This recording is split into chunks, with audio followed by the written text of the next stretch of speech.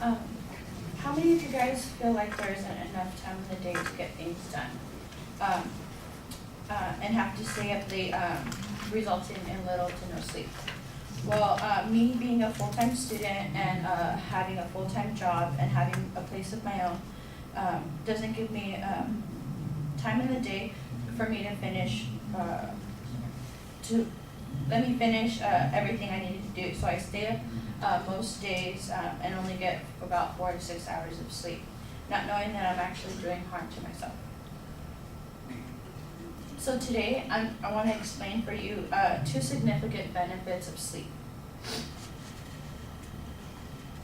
The National Sleep Foundation recommends 7 to 9 hours of sleep for most adults, realizing that the sleep needs are also individualized.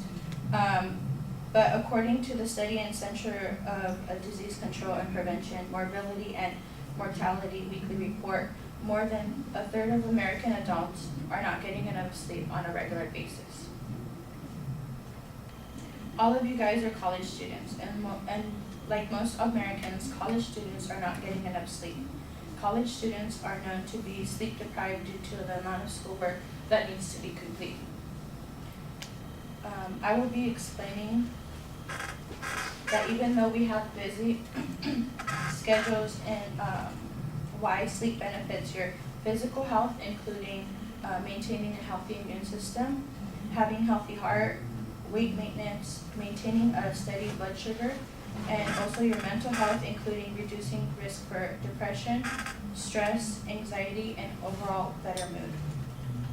They say that sleep is a time for your body to focus on rebuilding and repairing its tissues. In order to be physically healthy, you need a good night's sleep. Physical health includes the overall well-being of a person. I'll be going over a couple of benefits of sleep that could affect your health, physical health in a person. The first benefit I want to go over is the immune system. Our immune system's function is the ability of our body to fight off any infections. The amount of sleep a person gets impacts the immune function. Having little to no sleep can impair your immune system, while having more than recommended sleep will not affect your immune system at all.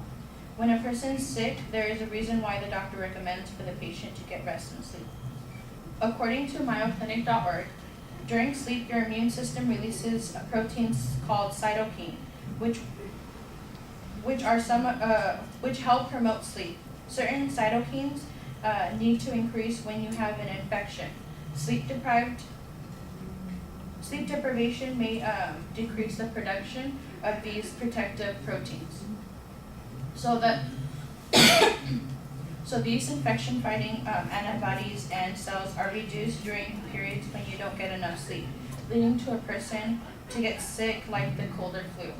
And then these are the chances of getting a cold when exposed to a virus. So if you get more than 7 hours, you are likely to get sick, like 17.2%. But if a person gets 6 to 7 hours of sleep, they would most likely get 22.7% of getting sick. And then as you go lower, the more chances of you getting sick with the less amount of sleep.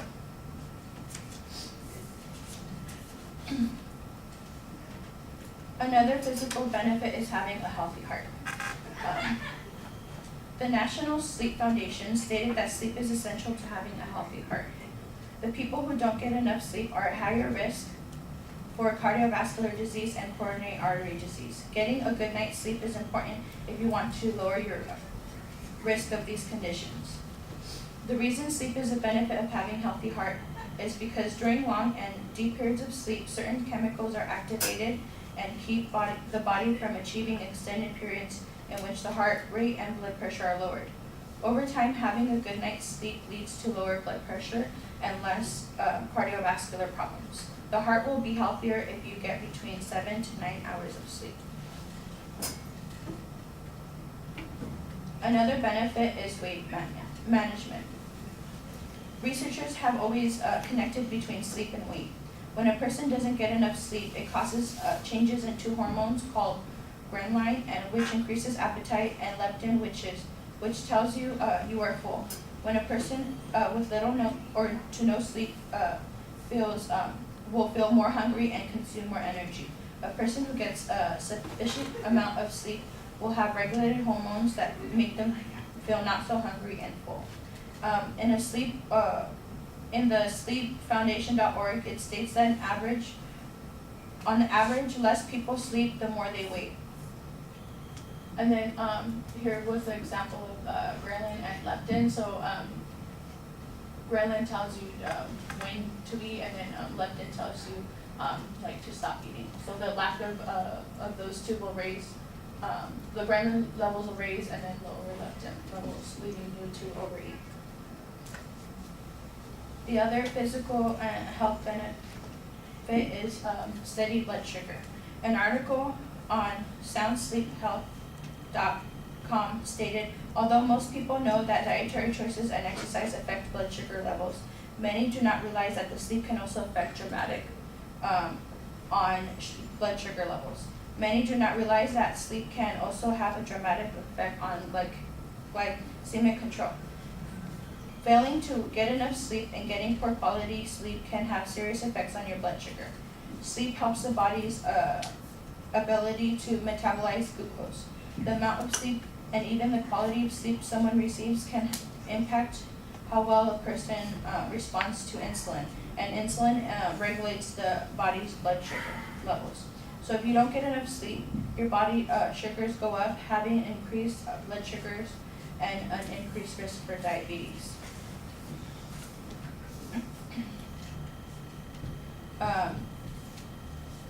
So the other health benefit is your mental health.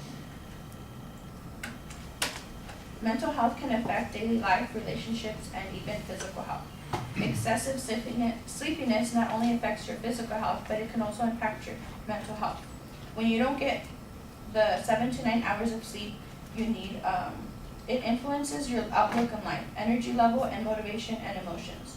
When a person sleeps less, they are less enthusiastic, more irritable, and even have symptoms of clinical depression, such as feeling persistently sad or empty.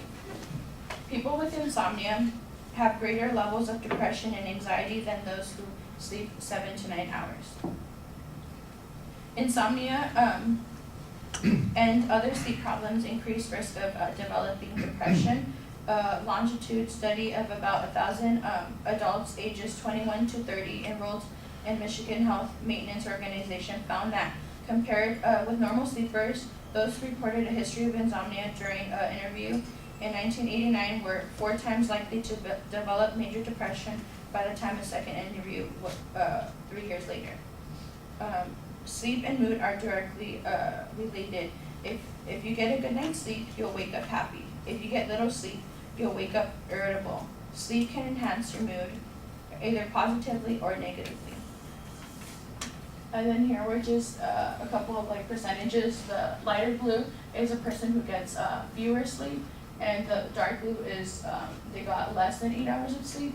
So the people who got fewer sleep were feeling irritable or angry, were feeling more overwhelmed, lack of interest, losing patience, or yelling to children and their spouses. And then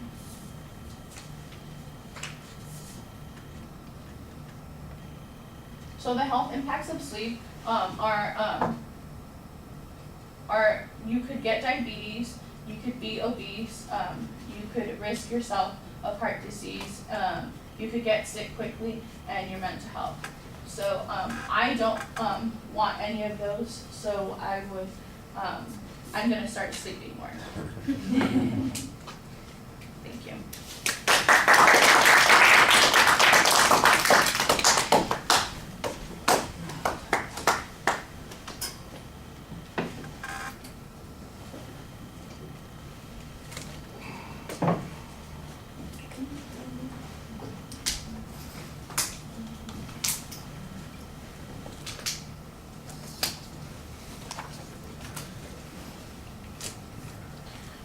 Catherine, what'd you think? I think that in the beginning, she kind of bounced around a lot of subjects, so I kind of got lost as to what she was going to talk about. And then I think that we should improve on not reading off the paper so much and more like talking to the audience.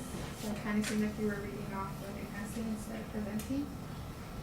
And when you put up the slides, I feel like you should explain them beforehand, because I was just kind of staring at the slides while you were talking about something else. So maybe like explain them and then talk about the rest.